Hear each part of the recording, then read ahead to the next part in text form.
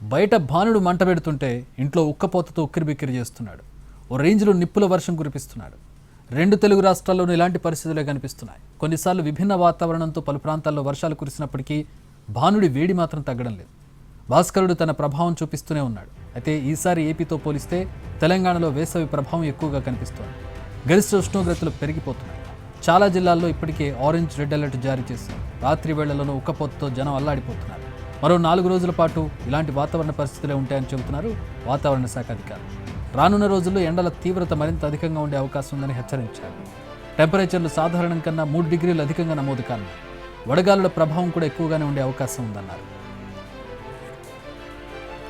ప్రస్తుతం తెలంగాణలో గంటకు 30 నుంచి 40 కిలోమీటర్ల వేగంతో వేడిగాలులు వీస్తున్నాయి. ముఖ్యంగా ఉత్తర తెలంగాణ జిల్లాలు డేంజర్ జోన్లో ఉన్నాయని అధికారులు చెబుతున్నారు. 4 రోజుల పాటు ఎండ తీవ్రత అధికంగా ఉంటుందని హెచ్చరిస్తున్నారు. ఉమ్మడి ఆదిలాబాద్తో పాటు నిజామాబాద్, జగిత్యాల జిల్లాలకు రెడ్ అలర్ట్ జారీ చేశారు. రాష్ట్ర వ్యాప్తంగా వడదెబ్బ కేసులు పెరిగిపోతున్నాయి.